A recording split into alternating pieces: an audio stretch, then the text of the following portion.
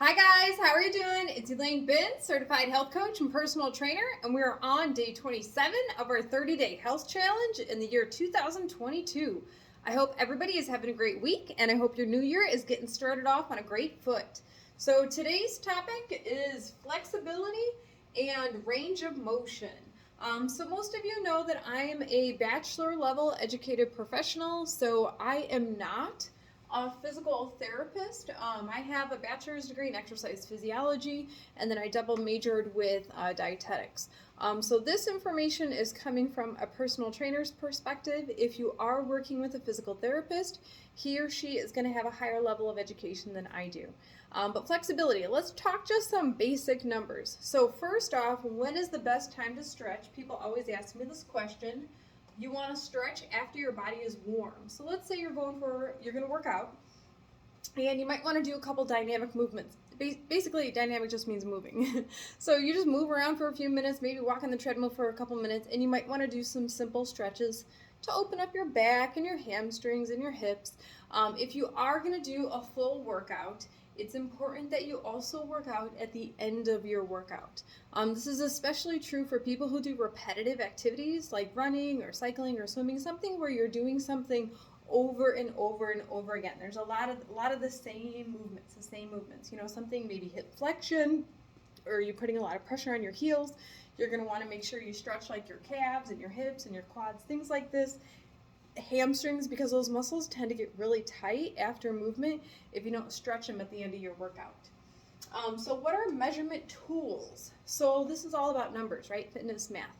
So what is a measurement tool? If you have ever had physical therapy, so let's say you worked with a physical therapist and maybe you had, I don't know, a knee surgery. That's a common one. And they're measuring, the physical therapist is going to measure your range of motion that you have with knee flexion and then knee extension. And they use this tool called a goniometer. I don't actually use this with my clients. I'm not a physical therapist, but it's an easy tool. If you can pick one up at the store, or if you are in therapy, they can do measurements at the shoulder, any of the joint, whatever you're rehabbing, you can actually measure the degrees. So like, for example, this would be a straight line, 180 degrees. So let's say, for example, this was not in your wheelhouse. Maybe you can only lift your arm up to a certain amount. You might have a goal in rehabilitation in order to have more range of motion or more full range of motion. So like from the side, if you're lifting your arm for shoulder flexion, like if you had rotator cuff surgery.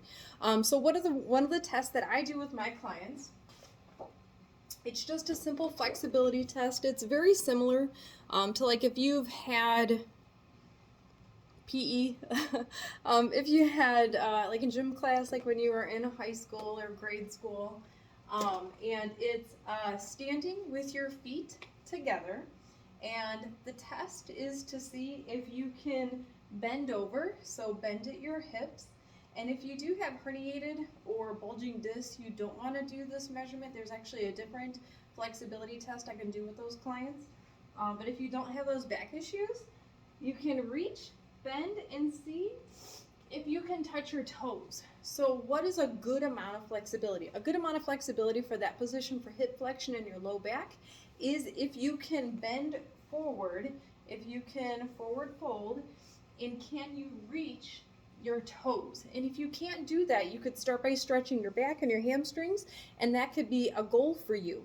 If you have a measuring tape, you can measure how far away your fingertips are from the ground, and that would give you a way to mathematically calculate your progress with flexibility. So most of you who know me know that I'm a yoga instructor. So the type of yoga that I studied is yoga fit. So I studied yoga for fitness. So what I do is I put yoga into my client session. So it might be at the end of the session we would do stretches, or their session might be a part yoga session and a part strength training or something else like health coaching. But the purpose of yoga, the reason I bring this up in this video is because yoga is really great, not only for the body, it could be used for strengthening the muscles, especially initially if the muscles are deconditioned. So if you're new to exercise, so say one of your goals for the new year was to start exercising, say you haven't been in the habit of movement, I don't know, for 2 or 3 months. You just, fell off the movement, getting movement into your life. Maybe things were crazy around the holidays. I know we have Super Bowl coming up soon. A lot of people, they put another new goal into their calendar, depending on how their New Year's resolution goal went for right after Super Bowl. But yoga is a great practice to get your body conditioned and used to movement without having the risk of injury that you might have if you started doing strength training. I highly suggest definitely have stretching as a part of your routine no matter what you do, because stretching is going to feel good and it's going to be good for your joints. And the type of stretch you want to feel like a moderate discomfort. You don't want to feel like a tearing or a pulling, and pain is bad. Pain is not our friend. So if you are feeling pain, you definitely want to stop. So again, please keep in mind flexibility. This is a great place to start, even if you only have a couple minutes. It's at the end of the day. You can get on the floor, do a couple stretches while you're watching TV, and fit it into your life. My name is Elaine Bintz, health coach, personal trainer. I look forward to seeing you tomorrow. Have a great day. Bye.